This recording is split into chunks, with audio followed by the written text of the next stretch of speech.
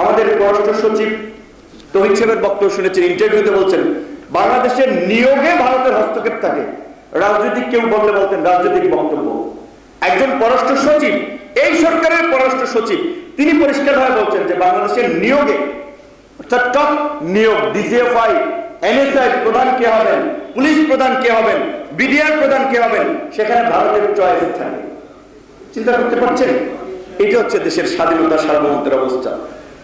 চাই অনেক ধরনের বহুমুখী সংকট রাজনৈতিক, অর্থনৈতিক, সামাজিক আছে, তারপরে আমাদেরকে পথ চলতে হবে, কিছু করার জন্য চেষ্টা করতে হবে। আন্দোলন আমরা করেছি, কৌশলে হয়তো আমাদের ভুল ছিল, আমরা সফল হইনি, সামনে আমরা এগিয়ে যেতে চাই।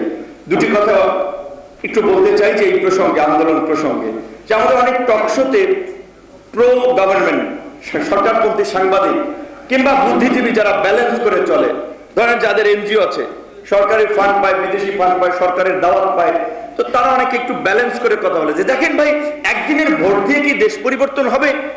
সরকার পরিবর্তন হলেই কি সব পরিবর্তন হবে? 90-এর পরে সামরিক শাসন এরশাদ সাহেবের পতনের পরে যে কয়েকটি নির্বাচন হলো, 4টি নির্বাচন কেয়ারটেকার সরকার অধীনে হয়েছে।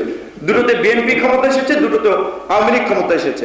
কিছু ত্রুটি বিচ্যুতি ছিল, সেটাকে সারিয়ে সংশোধন করে আমরা সেই কেয়ারটেকার ব্যবস্থাটাকে আমরা টেকসই ব্যবস্থা করতাম। এখন কেয়ারটেকার কোনো ব্যবস্থা না, এটা লং টার্ম কোনো সলিউশন না, তাই বলে আমরা সেই ব্যবস্থাটাই তুলে দেবো। আপনার মাথা ব্যথা হলে কি আপনি চিকিৎসা না করে মাথা কেটে ফেলবেন? সেই কেয়ারটেকার ব্যবস্থা সরকার 11 সালে তুলে ফেলেছে। এটা কিন্তু সরকারের পরিকল্পনা না।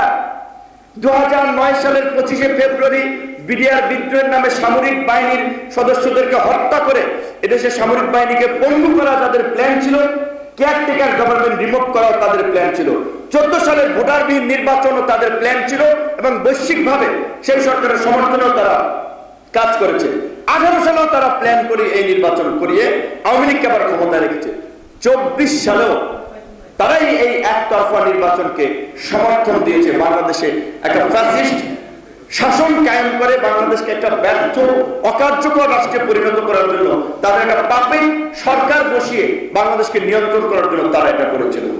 কাজেই আমাদের যে সেটেল ইস্যু ছিল, কেয়ারটেকার গভর্নমেন্টের 4টা নির্বাচন হয়েছিল, অবশ্যই সেই কেয়ারটেকারের ব্যাগ যেতে হবে। কেয়ারটেকারের বিকল্প কিছু নাই। আপনি জাতীয় সরকার বলেন, আপনি অমুক সরকার বলেন, কিভাবে হবে জাতীয় সরকার? আপনি আমি বললে কি জাতীয় সরকার?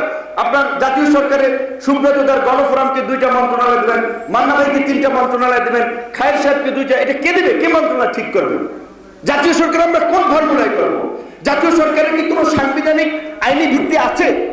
হইলে ভালো, আমি বলছি এটা বেস্ট সলিউশন, কিন্তু একটা কানেক্টিভিটি, একটা ভিত্তি তো লাগবে।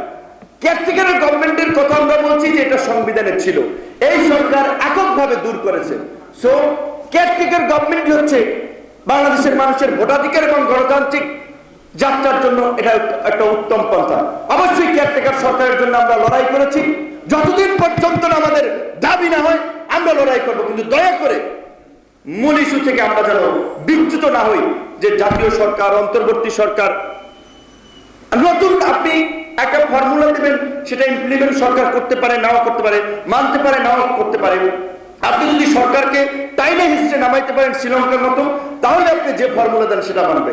সো আমাদের সেটেল ইস্যু ছিল, অন্তত আমরা সেই জায়গাটায় যদি কিছুটা একমত থাকি, তাও পরিবর্তনের একটা রাস্তা বের হতে পারে।